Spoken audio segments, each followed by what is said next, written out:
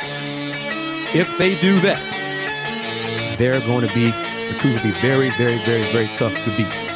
Off the window, no! Roberts tried to get it. Shed for the win!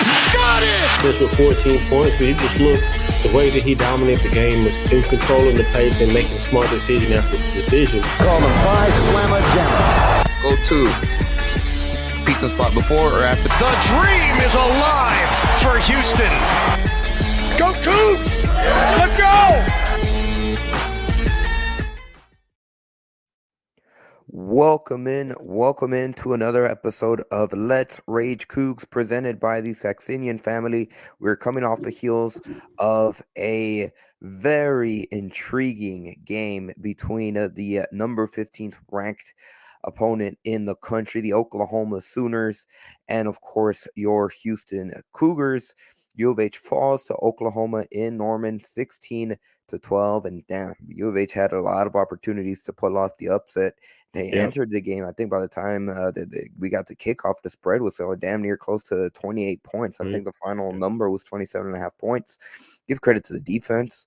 UH's defense was phenomenal. They really made Oklahoma one-dimensional. They were really effective at stopping the run game, and at the end of there, they started showing a little bit some cracks. There was the undiscipline with the jump offsides that really allowed Oklahoma to waste an additional 2 minutes. And then they got bit on the play fake a little later. But Houston got a lot of opportunities. I think this is the type of game where we get to see what type of person you are in terms of you're a half glass full or half empty. I think Houston definitely had a lot of opportunities, much more encouraging, far better performance than a week ago on the season opener against UNLV. But damn, you kind of feel a little bit because the game was right there for the taking. I think Oklahoma was frustrated with they just were not able to put away Houston. We saw it at their last offensive play. It looked like Houston, the game was over. It would have had 8 seconds left. Difference between the game clock and when Oklahoma would have punted. We saw their offensive linemen get flagged for an unsportsmanlike penalty, and U of H had an outside chance, but to their credit, at the end of the day, the offense just wasn't able to generate enough points. They had 12. They had 1 touchdown, 2 field goals, failed on a 2-point conversion. But let's break it down. Let's welcome in each and every single person that's joining us. There's a lot, whether you're joining us on Twitter, the X.com, or formerly known as Twitter, or Slamma Jamma YouTube channel, the Houston Roundball Review YouTube channel. We're expected to be joined by Bryce Beall in a few minutes, the former Houston Cougars running back. But Dan, how are you, sir, before we get into this game? I'm doing well, man. It was a great day of college football. Enjoyed a great competitive game by the Cougars. Last week said I wanted to see progression. Saw progression in many areas, but their defense, I think, is something to build on, man. They're flying around. The secondary played really well. The D-line, just as a whole unit, they played really well. Offense played really well. It's definitely some bright spots for Houston. Definitely some confidence going into Rice. For sure. Yeah, I think you feel much more confident about going into that game and getting your first win of the season. But I think what we just saw today, though, there are no guarantees in college football. Just look at Notre Dame. So, I mean, just look at last year when the Rice Owls were able to upset Houston. But before we even look ahead, obviously, we'll do that a little bit later on the show. I think let's just get this out of the way first and foremost. When I saw it live, I personally thought, I didn't agree with the safety call. I thought Stacey Sneed was it wasn't close, but I would say he was at least at like the 6-inch yard line. I think it was clear that his foot when the defender first made contact. He was outside of the end zone. Outside the end zone. Yeah, that's where his forward momentum. Yep. But the officials ruled that it was a safety. They reviewed it. They clearly didn't see enough evidence to confirm the call, but Houston kind of got screwed in terms of what the original play call was. And now that's not the reason Houston didn't win the game. There was a lot of different instances that the Cougars just could not capitalize. But there was obviously the very first Oklahoma had the ball first. They had to punt. And it looked like Muse. It was a questionable call at the beginning too, right? Like, did he touch the ball? Did he not? And in my opinion, when I saw the angles, the one that was straight ahead, it looked like he didn't touch it. And Yep. if you want to go based off reaction, he didn't, go after the ball. But again, Houston kind of got screwed with what was the call on the field. The official said it was a fumble. They looked at it. They didn't find a clear enough angle to be able to overturn it. They stood with the call. They didn't confirm it, but they didn't have enough evidence to overturn it. And at the end of the day, that resulted in 9 points for Oklahoma. And, well, Houston ends up losing by 4 points. So it is what it is. You kind of hate that the points are decided in such a ambiguous way, but at the end of the day, there was a lot that happened in between those two plays that Houston could have converted, they could have taken advantage of, and they just did not do. And that's the reason why they fell to Oklahoma in this game, 16-12. But let's get into some of the specifics. Where do you want to start, Code? Did you want to start? Let's start with up front. I mean, I think last week we started with the O line and how they were unable to protect Donovan Smith. And I think today it was a complete turnaround. They was able to protect him, give him some time, and he was able to get into a rhythm. I mean, he had a really good game, and most of the game he was the best player on the field. I mean, he was very efficient, 24 of 28 passing. Did have an interception with that touchdown to Joseph Manjack, but just one of those throws that stick out to me was when the cornerback fell down and the ball just sailed.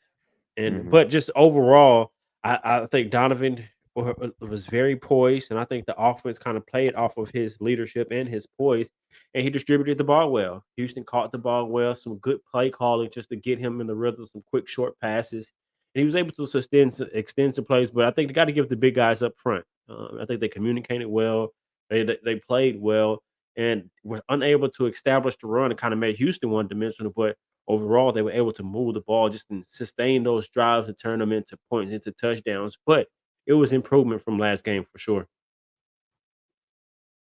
Yeah, when we look at Donovan Smith, I think I agree 100%. The offensive line played much more, definitely much better than they did last week against UNLV. And there was quite a few times when Donovan Smith had a lot of time in the pocket. A lot of time, they give credit to Houston's play calling with the play action.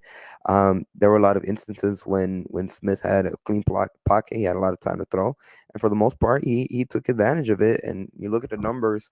He was 24 for 28 on his passing, 260 yards. He threw for the one touchdown. He did have that one bad throw in the fourth quarter where he was intercepted. But again, the Houston defense was kind of able to step up and save, hold Oklahoma to a long field goal, and then the Sooners ended up missing the attempt anyways. But I think there is some room for optimism, but now it's about being able to sustain those drives, because there were still bits, especially you look at majority of the second quarter, where they really struggled. I think there was 2 straight drives where they only generated 9 total yards, and it's a matter of just being a little bit more consistent in that aspect. But quite frankly, they did a good job taking care of the ball outside of that one interception. We were talking about during our week show with Jack Freeman about how they forced Temple to turn the ball over 6 times. They only turned it over one time, and it was a 1-possession game. But on that note, let's add our third member for tonight's show now, 10:30 here Central Time. Former Houston Cougars running back Bryce Beall joins us. Bryce, how you doing, sir? Man, I'm good. How about you guys, man? I see the excitement and the disappointment all at once from tonight's game, and ready to just talk about it, man. Let's get after it. Yes, but one of the things that we kind of started was up front, like we started last week. What did you see in the difference from up front? They was able to give Donovan some time, and he was able to get into a rhythm and communicate. It was definitely communication. That's the biggest thing. What they lacked last week, which has me excited about Coach Fritz, man, because he saw the glaring weakness last weekend, and they attacked it during the weekend. They made the adjustments needed, and it was just effort and communication. And with that, man, that gets me excited about the coming season. I in my mind, I thought this game would be completely different than what it was from last week, but very surprising by the outcome. I know a lot of people are going to complain about the offense not scoring points, but when you're on the road and you're in environments like that, I'm telling you, communication is the biggest thing to do. A lot of times when we went silent count, which made it a little different for us because, especially crowds like Oklahoma, 80,000 plus people, you have to be able to communicate because you're not hearing as well as you are, especially in the empty TDC stadium that we have. So, I was excited to see the difference in communication, especially being on the road in a hectic environment like that.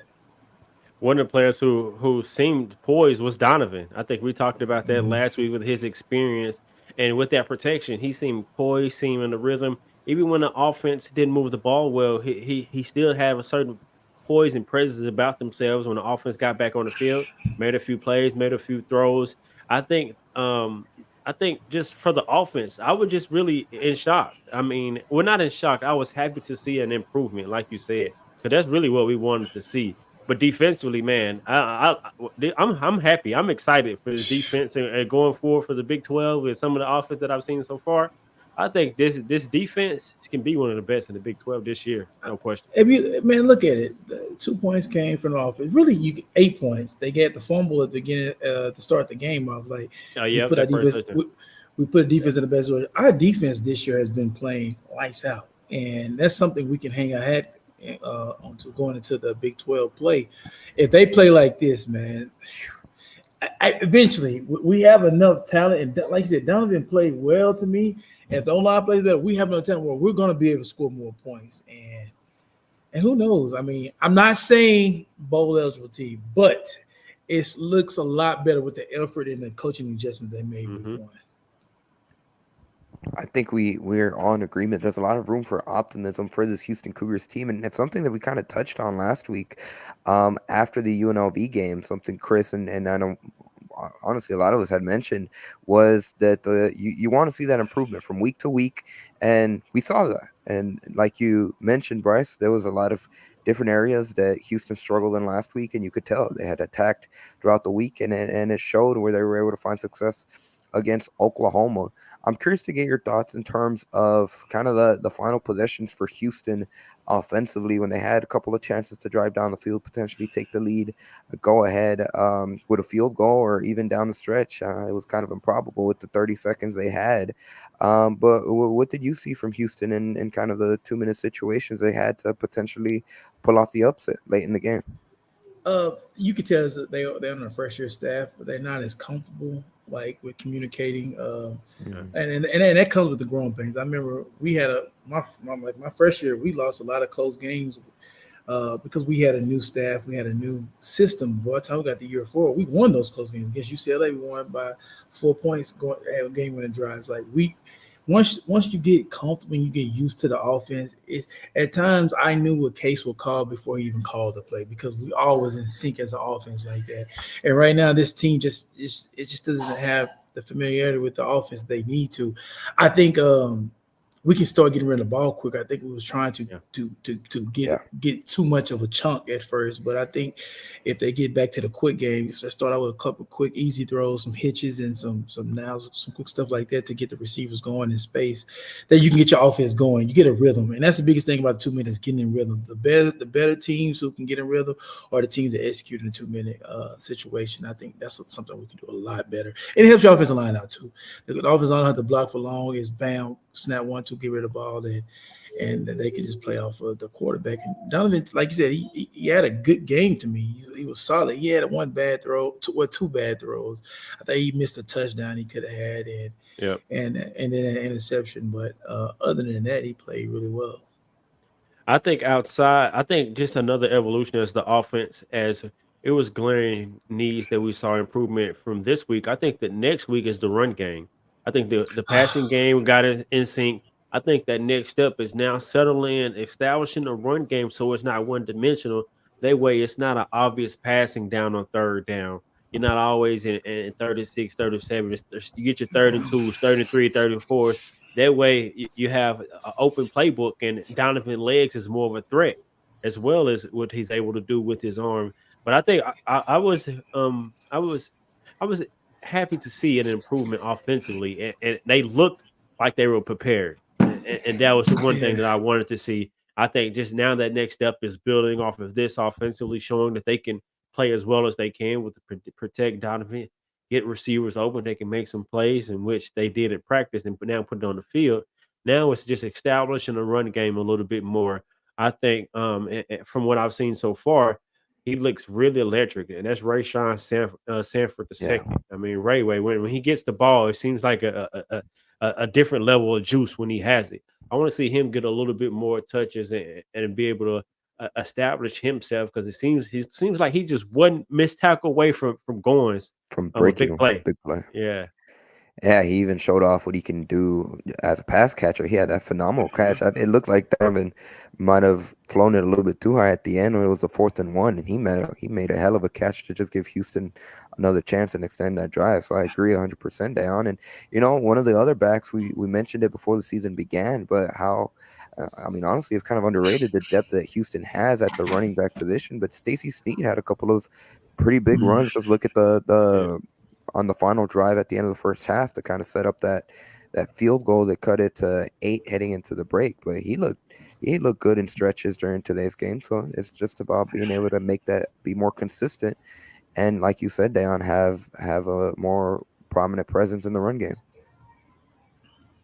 Yeah, that secondary though. I mean, we can't rave enough about the secondary. I think naturally we talk a lot about offense and scoring points, but we just got to give that secondary their flowers. They held Oklahoma to 174 passing yards in Norman, and that's hard to do. I mean, we got to give them a That lot of credit. secondary, though. I mean, we can't We have to rave give enough it. about this. Yeah.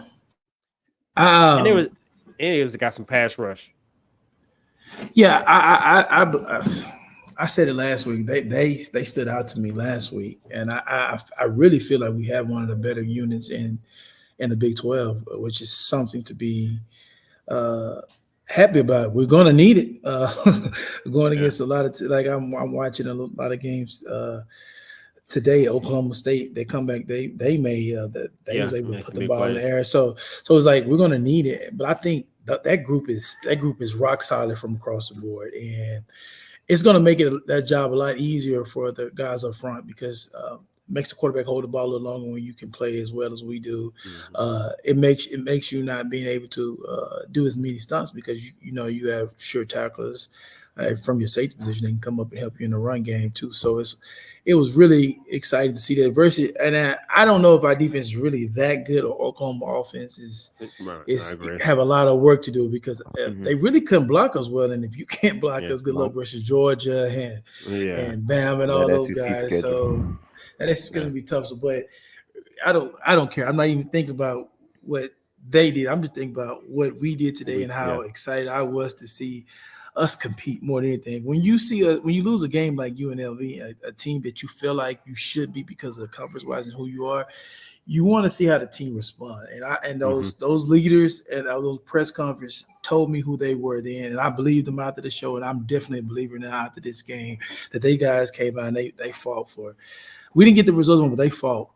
And they gave the fans hopefully something to look forward to, the real fans out there.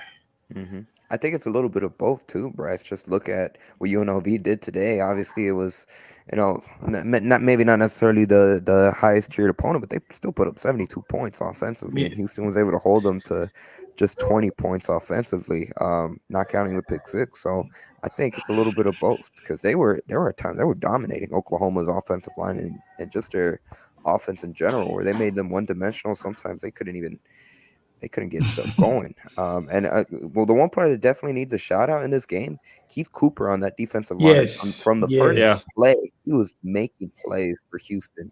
He was a disruptor tonight. Yeah, he definitely was. I definitely was. I mean, I'm looking at these comments and like their moniker that they said last week, Cougs beating Cougs.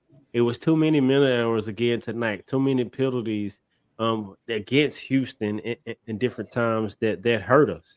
And I think as they continue just to set the culture and kind of weed those out, as less may not have a clean game, but if you can maybe have one or two and get those penalties down, I think that greatens their chance even more to play even better and even more time on the field for that offense. Because I just remembering just a few opportune penalties that stall drives and makes it even long third downs and different things like that. So if they can still clean up some of those penalties, and I know the punt returner. I don't want to say.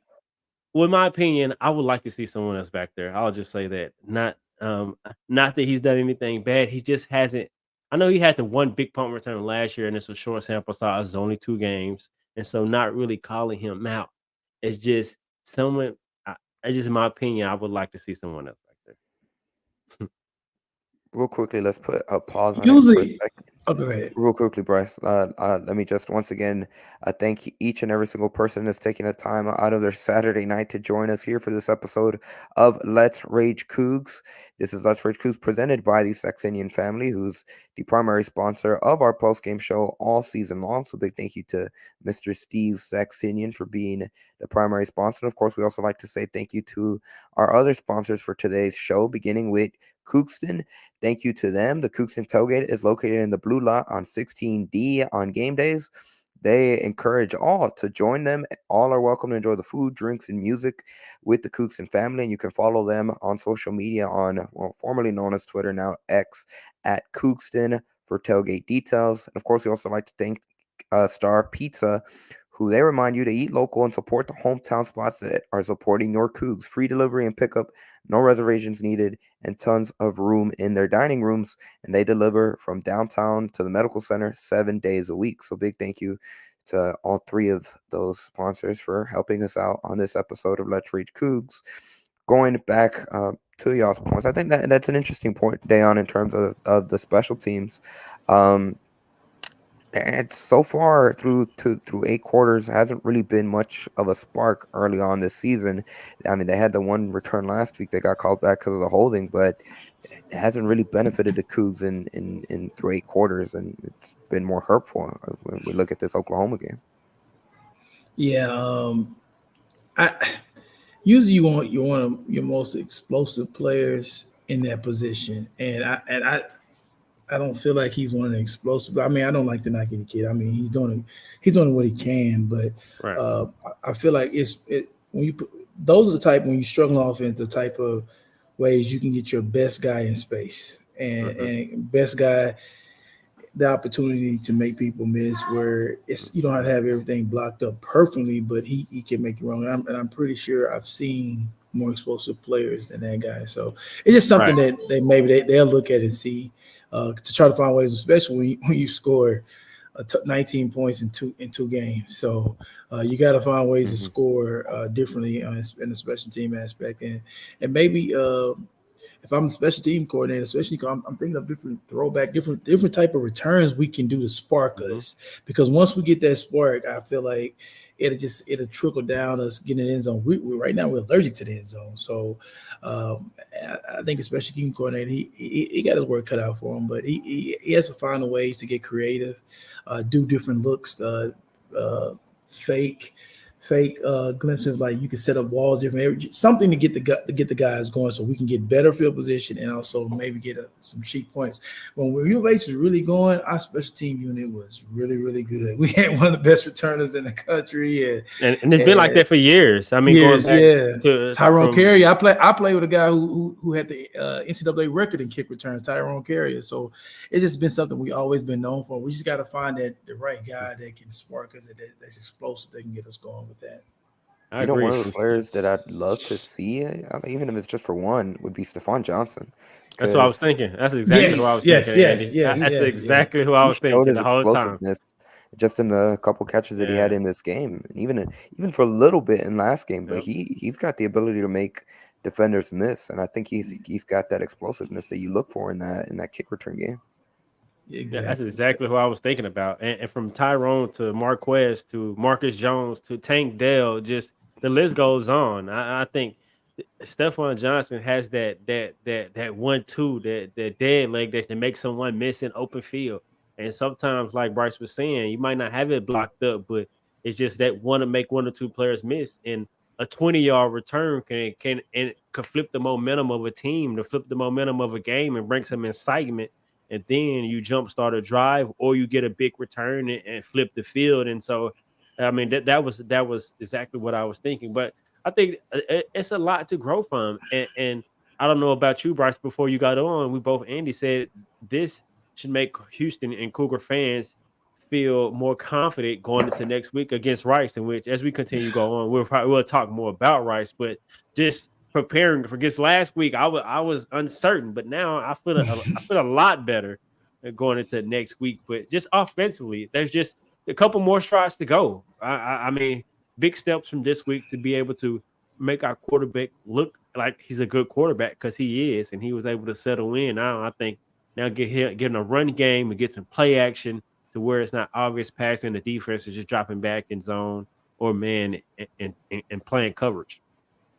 Yeah, I mean, I think another thing, it's not following Coach Fritz. It's not his DNA right now. But when you're not as good up front, the best thing to neutralize that would be to speed the tempo up a little bit. I think play a little faster, and if you play a little faster, it helps your O-line out so much tremendously when they can't block as well as we want them to. Because now when you speed it up, you make the defense play most of the time base, because when you're playing fast, they can't get their calls in they want, they can't get the exotic blitzes they want, they can't get the stunts and stuff they want. They have to play base. So if we can speed the tempo just a little bit, get out your comfort zone a little bit with it, speed it up, and let's see now us playing faster, we can get the run game going. Because sometimes if you're playing faster, you can run it something simple as the inside zone and have your O-line following tracks. But because the defense is not lined up, you get them out there gaps, and then now that's how you bust long runs and different things like that. So I think we just got to change up something, because 19 points in 2 games is it's not good at all. Yeah, it's really not good. But I feel like the guys are still playing hard. So as a group, that is, like I'm gonna keep saying this probably the rest of the night, that's something that we could really be proud of, that we really played hard. So I'm excited about next week. Rice could be a game that when I played, Rice was a stat game for us. So I'm not saying it's a stat game now. I'm hoping it'll be a game that we get our confidence. I get our confidence up going, and it's a crosstown rival. You don't have to go far anywhere. So let's see how this works. U of H owes them some payback from last season too. Obviously, man, they were able to do at Rice Stadium. Yeah, and the Owls are going to be coming in with some confidence because they just absolutely destroyed TSU tonight. So, well, it'll be for an interesting game. I'm curious to see here, kind of focusing a little bit on the defense. But JG on YouTube says he feels like Houston can beat some good teams in the Big 12. They'll keep improving. He wishes Donovan was consistently accurate. What have you seen so far specifically from Donovan Smith? I think we all agree we got to give him credit for the way he was able to put last week's performance in the rearview mirror. And outside of the two throws, especially the pick and the missed touchdown, I think for the most part he was relatively solid in this game. But what have you just seen from him overall through these 2 games?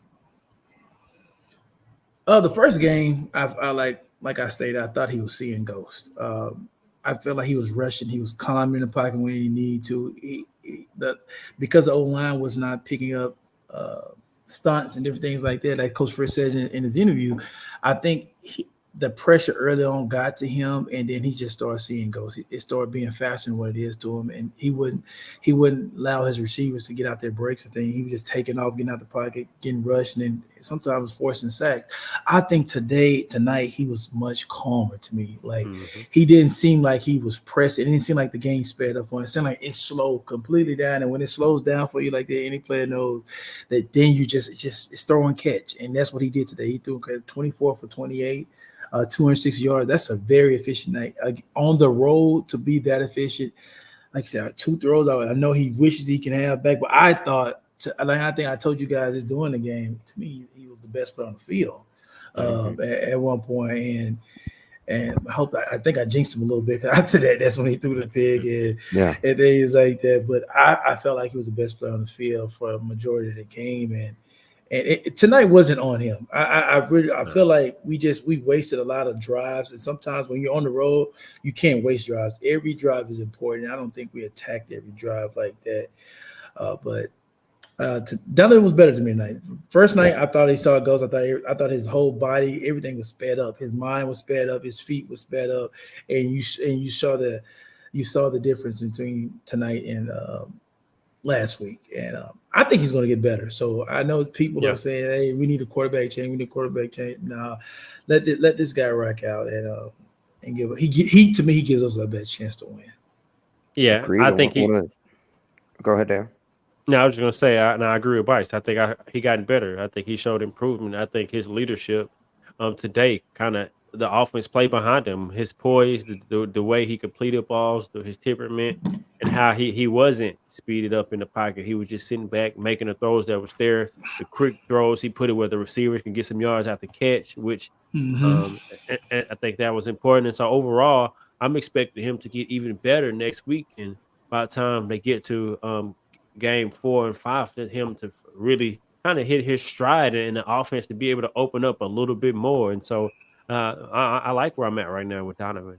I think maybe want to see him use his legs a little bit more just to get in some shorter third down, manageable situations and make a quicker decision as far as taking off and running with his pocket presence. But other than that, I'm happy with Donovan, how he's played so far. Well, in this second game. First game, I agree. Yeah, this game.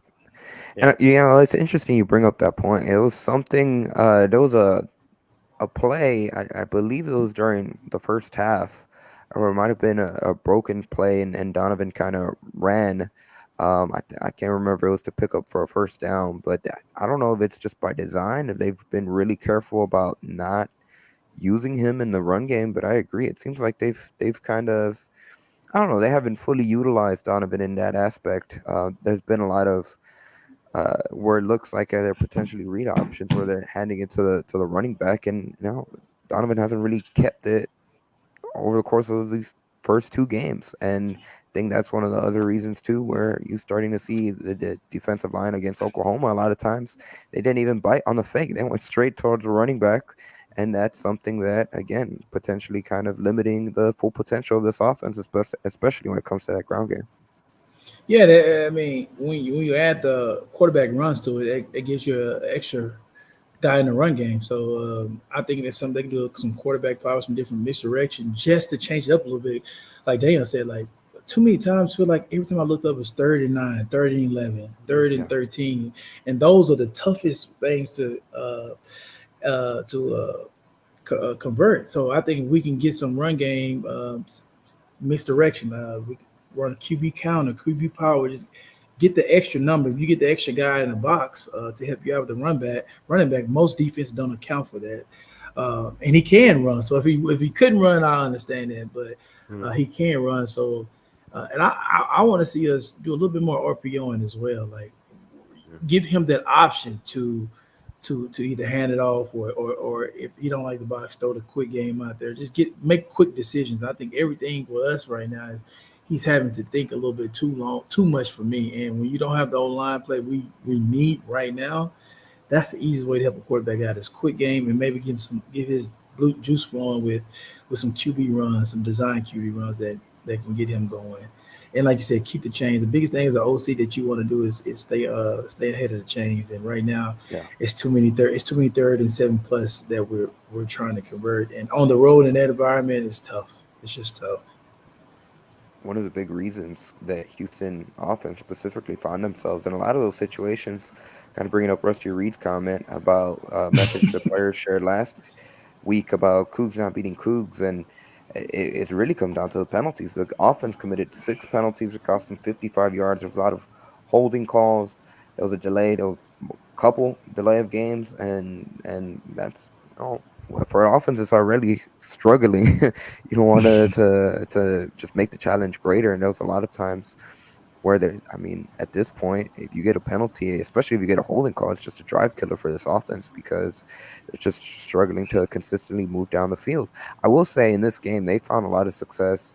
They were at their best when they were kind of dinking and dunking, and then in a way, kind of it served a little as a run game substitute at times, and you were getting the hand into those fast receivers, and they were getting 5, 6, sometimes 7 yards, and you don't find yourself in those 2nd and long, 3rd and long situations, and that's when Houston was kind of able to find success against Oklahoma. Hopefully, we see that much more heading into next conference game against Rice, and then once they open up Big 12 play. We're gonna need to see that. I think it's important for us right now to find the guys who are best with the ball in their hands and just give it to them right away. Because if you're trying to wait for them to set up, it's just not happening. So Stephon, I will find a way to get him the ball quickly. I don't know if we need to add some noun throws. We call them noun throws with quick noun throws or anything, something to get that guy the ball in his hands.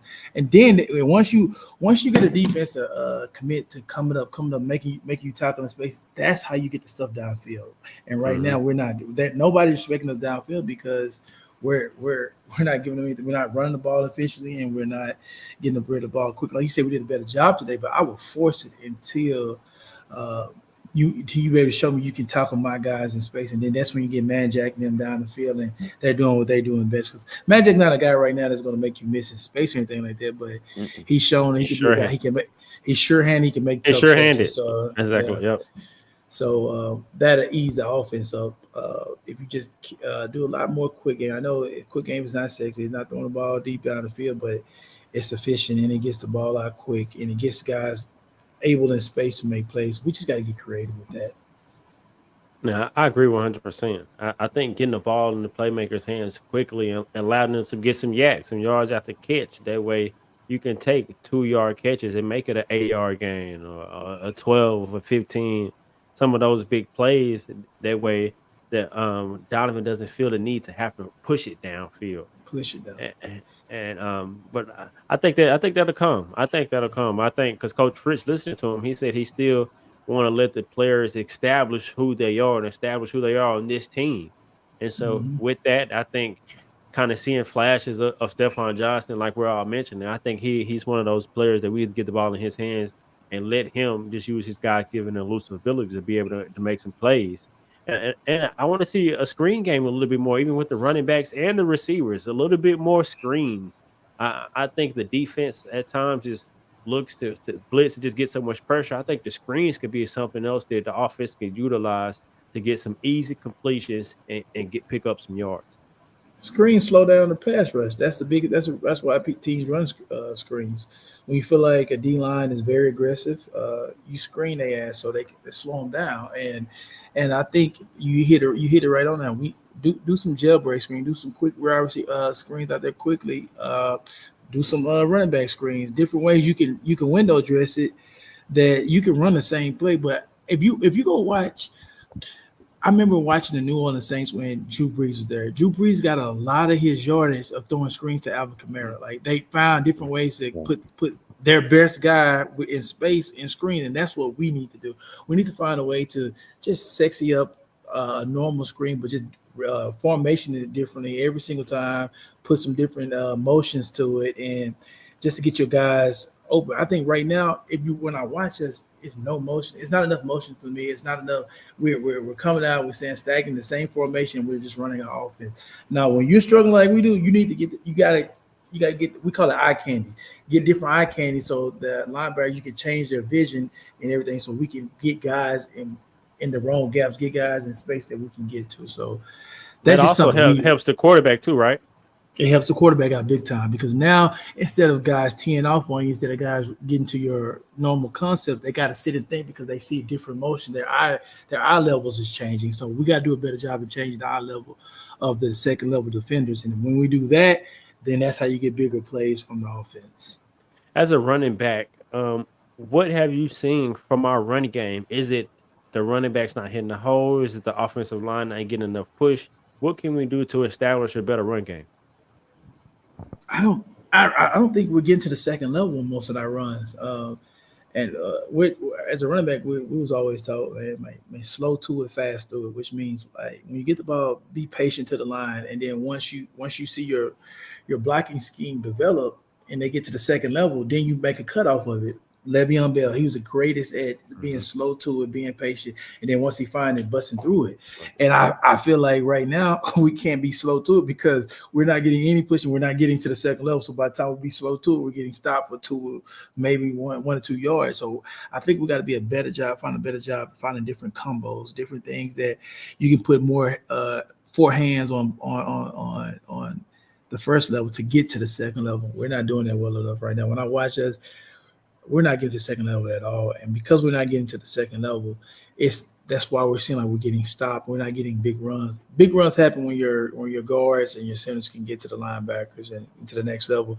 And then once you get to that level as a running back, your dream is to get one-on-one with the safety. And that's our job to make him right. So make our line right. So once we get to the safety, it's time to go win. And I think we're not doing that right now. We're not even getting a chance to get to safety because we're not getting to the second level.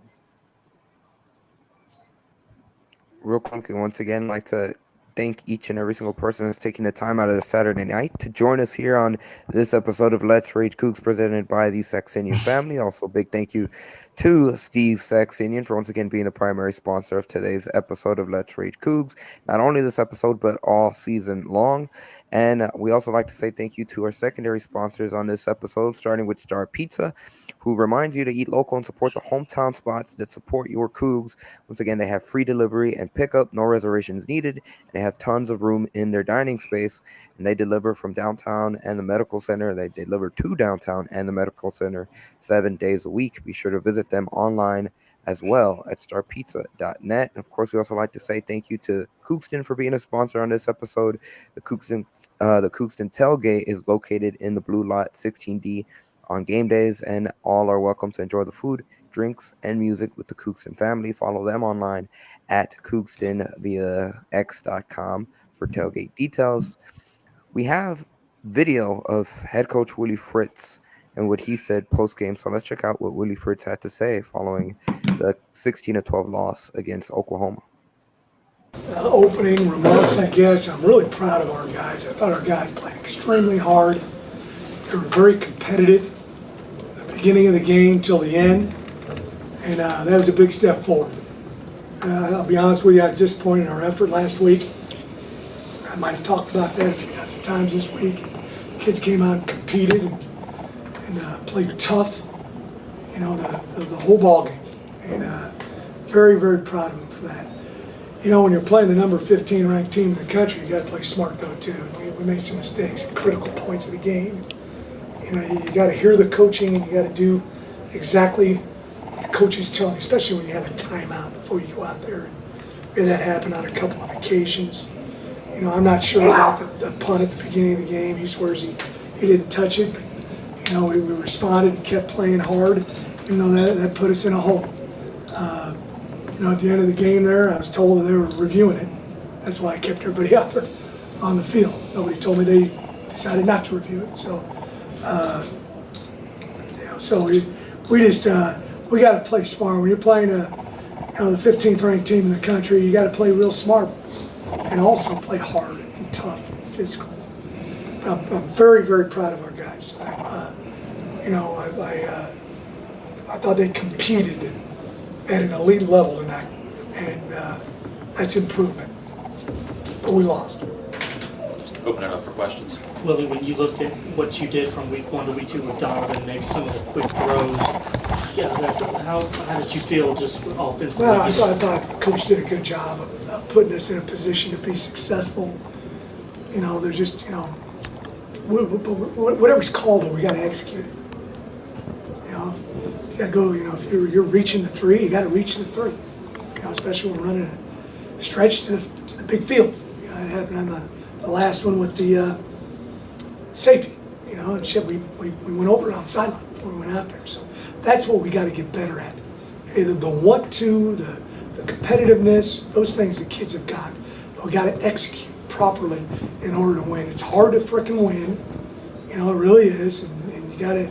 Everybody's got to be on the same page, and all the typical sayings that everybody says about that crap to get beat. Willie, you guys were able to hold Oklahoma at only 14 points offensively, no points in the second half. What was working for you guys defensively against them? You know, I thought we did a nice job of tackling, you know, and staying over the top. You know, they didn't have any. They had one, I believe, big shot play, but besides that, we made them have to drive the ball down the field, a bunch of different plays, and sooner or later, you know, most of the time they're going to goof up and put themselves in a bad down and distance situation, and you got to, you know, finish them off. But I thought we played very well on defense throughout the ball game. Coach, coming into the season, when we look at Oklahoma, there was a lot of talk about their offensive line, and you guys really looked like you were able to take advantage of that tonight. Can you talk about that matchup with your defense against their offensive line? Well, I think we've got a good defensive line. We rotated a bunch of guys in there. We got some tackles for loss. It's a big deal between 2nd and 8 and 2nd and 12. So we feel like that can be a strength of our team, our defensive line. We're not there yet, but we got some good players up there, and we feel like we can match up against people with the defensive line. And we need to, we're going to play a lot of guys, and we need to do a good job of moving and putting them in position where they can use their athletic ability. Willie, you seem to be moving the ball pretty well up until the Van Jack touchdown, but the 4 opportunities down 2 points, what do you feel like changed in those positions? Oh, we just made mistakes, made critical mistakes. That's what hurt us. Defensively, if one guy screws up, you still have a chance to have a good play. Offensively, if one guy screws up, particularly it's up front or tight end involved in run game, and it's probably going to be a minus play. That happened to us a few times. It put us in some bad down and distances. Willie, the muffed punt early in the game, and then the review on the safety, both those were really close calls. What explanation did you get from the officials? Well, they just said there wasn't enough evidence to overturn the first one. I kind of watched it, and it looked like the ball didn't change while it was spinning. That's what usually happens when the guy touched it.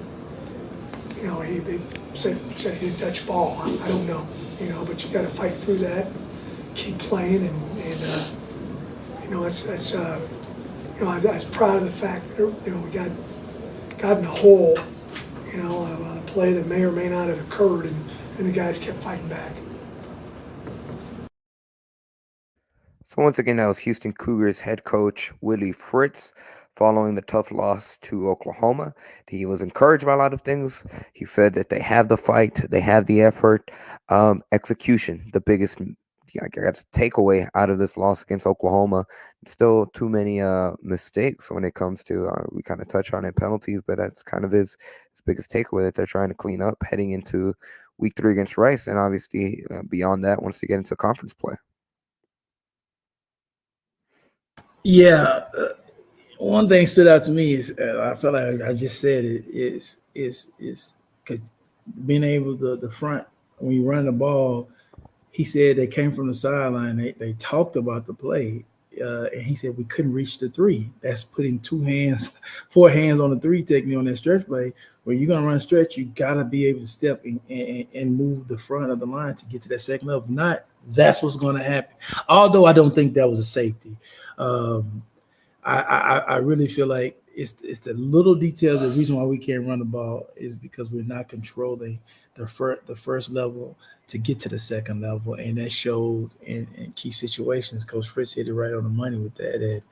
But like he said again, I said at the beginning of the show, I'm proud of the effort that these guys, they competed their asses off, and they played hard from the start to the finish. We just didn't execute the way we wanted to, and those are things that as a coach you can be happy to see that your guys not tanking. You can see the guys who you can trust, as he said he's going to do. He's going to let you play your way into this program and play your way out of this program. So, and I think tonight, Coach Fritz is happy that his guys actually play really hard. The execution is not where he wants to be, but as a coach, you take effort over anything. So we're getting to that point where I feel like the execution will happen. Yeah, well said, and I think that was what stood out to me too, kind of when he pointed that out as well. But also just how he mentioned how if they could just eliminate some of the mistakes and give themselves a better chance to execute and to put points on the board, because there's too many times where they hurt themselves, and I think that run game, like he pointed out, that's something that'd be a focal point going into the next game against Rice, and I think that's something where we'll see improvement in. Just like we did this week with the passing game with the offensive line. I think when they're able to be more balanced offensively, they'll be able to put up more points, in which they have been able to do so far these 2 games. Agreed, 100%. Now let's kind of look ahead next week. Like we've alluded to, they're going to be playing the Rice Owls, who, like I mentioned, they absolutely destroyed Texas Southern today. Final score, they were victorious 69-7 at Rice Stadium. So, like we mentioned, Houston trying to get some payback after last season. That's really shocking upset, and for a lot of fans, that was kind of the last straw for the previous administration, losing to Rice in the way that in the fashion that they did. Looking at that matchup, I think the biggest thing, not entirely sure what was the cause for it, but Rice just came into that game last year and they punched Houston in the mouth first, build a huge lead, and then Houston had to, it took them a while, but they had to claw their way back. Obviously, they got into overtime, and at the end of the day, Rice made more plays than Houston, and the Owls came away with the upset win.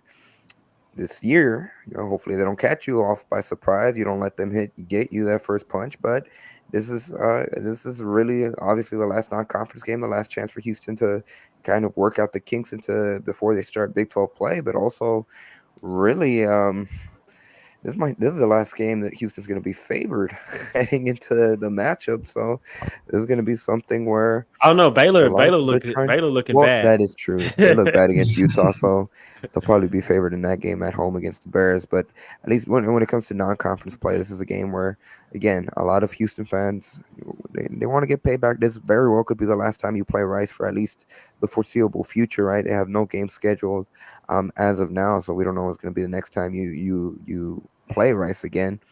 And at the end of the day, this is something that the old coach always used to say, but there is a trophy on the line for the Bayou Bucket. You want to get it back, and you want the bucket. You don't know when you're going to play again, so you want to make sure that last meeting has Houston as the victors until they do play again, indeed. But kind of what are some of the keys that you're going to look for next week, and really what are some of the areas that Houston has to clean up to not only come out victorious against Rice, but to really continue that momentum into conference play, because I think they, like we said, much better performance. The effort was there. Execution wasn't necessarily all the way there, but there is improvement, and you want to continue to build that. You want to build positive momentum, not go backwards next week against Rice.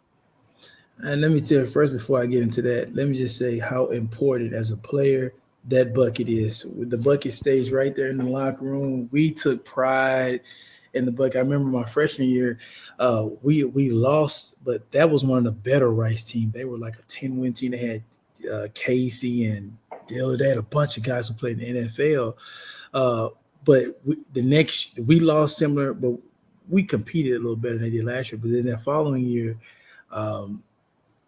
we put it on them. And then we lost again my junior year. Then the following year, that's when Casey had his 9 TD passing game. So I really feel like with what happened last year, I know a lot of those guys are not there, but they hear about it. They're going to hear about it all week. I'm pretty sure Coach Fritz is going to do an excellent job reminding them what happened when they didn't come out last year.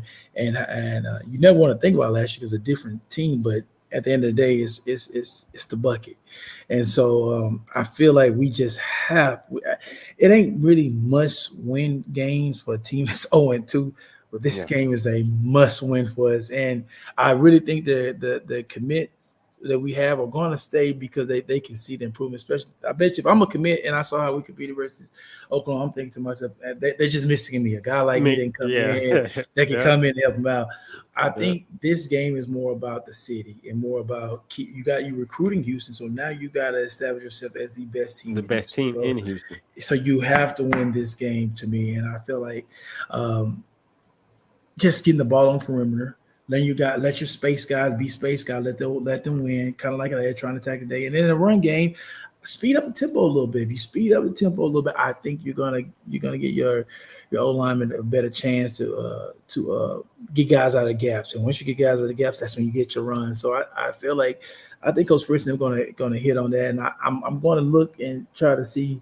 I'm actually gonna be at the game, so I'm gonna look to make sure to see if we can make those type of adjustments. And I think we will, and I think it's going to be a good night for the Cougs. So we just got to get the ball out quick and speed it up a little bit and offensively, and we'll be fine.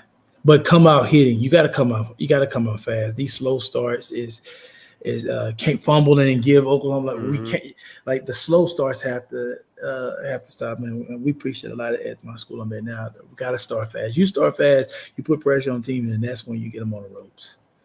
Yeah, because the defense got to stop early, then you had to miss of the punt. But like Bryce is saying, you got to start fast, hit Rice hard, and set the tempo. That you can't lose to Rice back-to-back years, especially with a new regime, building the new momentum that you're building. And like everything that Bryce is saying, this is a must win. And I think Donovan being on the team last year can be able to be the voices. We lost to them last year and be able to lead and have the guys ready. To be able to come out and perform. I think the defense is going to be ready for the task like they've been in the first two games. And I think they'll set the tone. And I wouldn't mind seeing Houston's defense on the field first. If you win the toss, I wouldn't mind deferring. Let your strong suit get out there first, get a stop like they were able to do today, and then see if Houston's offense could be able to jumpstart. And like Bryce's point, I think another thing that speeding up the tempo does is it doesn't allow the defense to sub. Therefore, them big guys up front, they're not as fresh. They're wore down. And then, like Bryce is saying, you can get to the second level and get your running backs and some of your playmakers out in space. And that's what I want to see them do. I want to see Donovan build on this and see him have even a better game as he get ready to prepare for Big 12. But this is a must win. You have to beat Rice. I think this is a game where you have to establish we're still the big brother here in the city. Yeah. Big time. Bryce, I want to get your thoughts on this because we haven't really touched on it, obviously. But the state of conference realignment, it's all over the place. There's rivalries that are going by the wayside. What do you think about just the state of college football and how there are a lot of rivalry games that are being affected, and unfortunately they're just not being played because of that conference realignment? That if I'm going to be honest, man, I'm not a fan. I'm a huge fan of the NIL. Trust me, I feel like that always should have happened. Me and Keith talking all the time, man. Could you imagine what we could have commanded back then when we were one of the top teams in the country? In case you were the greatest quarterback ever. I mean, it's ridiculous. But the rivalry games, it's the disappointing part to me because you take the fun out of it. You take the passion. Like now the Bucket and the Cougars is not the biggest rivalry game, but to the players, that game was big for us. No matter how good we were that year, we wanted to beat Rice, and that all season we wanted to beat Rice because we like Dale said, we wanted to be big. We were big brother and want to continue to be big brother. I think that's why my senior year, although people thought we was pouring it on them, we scored 70 points on them. We tried to embarrass them, and when you take away games like this, man, you take some of the fun away from it. A lot of the fun away from it. I wish this one thing they could do with all this realignment, trying to add more teams. Eventually, it's just going to be all conference games. It's going to be no preseason games, and the preseason, the out of conference games like the Florida and Florida State. You hate to see those games slowly get pushed out the door for money reasons, and I'm not a fan of that, but it's the times we're going to, and until there's leadership, until they find a guy that can run the NCAA and run football, this is going to be a free flow. Nick Saban's been saying it for years. They got to have somebody who knows what they're doing, that can control it, because at the end of the day, you're taking away from the fan experience, and fans will drive. We all play and everything for the fans, and when you look up and you can't get those rivalry games anymore, it's just not as fun as it was for us. Gotcha. Well said. By the way, Bryce, this is gonna sound corny as heck, but the reviews are in, and you're a hit. The funny hat. He says you're killing it. He's hope you're here all season long, which you will be. So it's awesome. Like I said, the reviews are in. They're high for you, and they really love you on the show. We love having you on the show. You've been a great addition as well. And we're gonna start to wrap things up here for this episode of Let's Rage Coogs. I'll kind of go around the table. Any final thoughts or anything that you guys like to plug? First and foremost, and once again, I'm gonna sound like a broken record, but I want to thank our sponsors for really helping us all season long put this show for you guys. Let's Rage Coogs. Now it's crazy. This is our third season. Started way back in 2022 during the American Athletic Conference tournament run for the men's basketball team. Here we are 3 years later, the original Houston postgame show after each and every single football and men's basketball game. And again, we got to say thank you to the Saxenian family for being a primary sponsor. We like to say thank you to Star Pizza, to Coogston. We can never say thank you enough because they really help us out in doing what this is a forum for fans to just have a space and break down and react to the Houston Cougars football team, which before we started 2 years ago, there was no space for Houston fans to kind of vent out and celebrate a different aspect for the Cougs. So we thank them for helping us to put together the show. And of course, we thank each and every single person that took the time out of their day, their night rather, to join us and talk some Cougs. And with that being said, Bryce, I'll toss it over to you. Anything else you'd like to add, where people can find you, and maybe any final message you'd like to share about just your life in general? Anything you'd like to share? Yeah, man. I want you guys to come out next week. I'm going to be there. Find me there, Coug fans. Let's have fun. Let's talk ball during the game, man. Let's just get it back going. I mean, it takes us. I mean, if we can somehow show up, I'm trying to get a bunch of my teammates to come out back to the game, but we need to be there. Let's go to the game. Let's be there. Let's get it going. You can follow me on Twitter at Bryce Beall, Instagram at Bryce Beall 1911.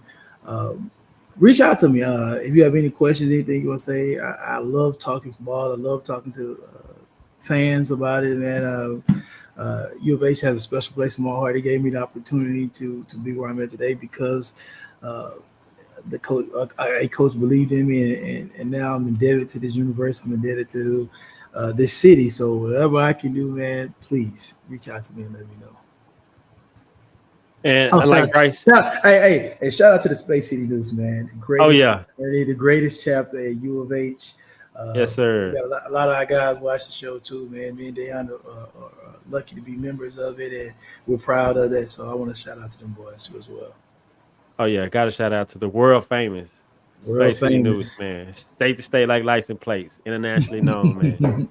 But like Bryce saying, man, show up next week. I mean, as of now, this is one of the could potentially be the last game against Rice for who knows how long. And we had on our Potsdam Jamma episode, Jack Freeman talked about the importance of showing up, how it impacts the players and how much they rely on the fan base to support them. So show up to a rival game next week. They got the best of us last year, so this is a payback. We got to get the bucket back. We got to get this win, get the first win of the season, and the players need the support. And so appreciate all of you guys. We had another good, successful show with high numbers of viewership, constantly growing, game in and game out every episode. So thank everyone who tuned in.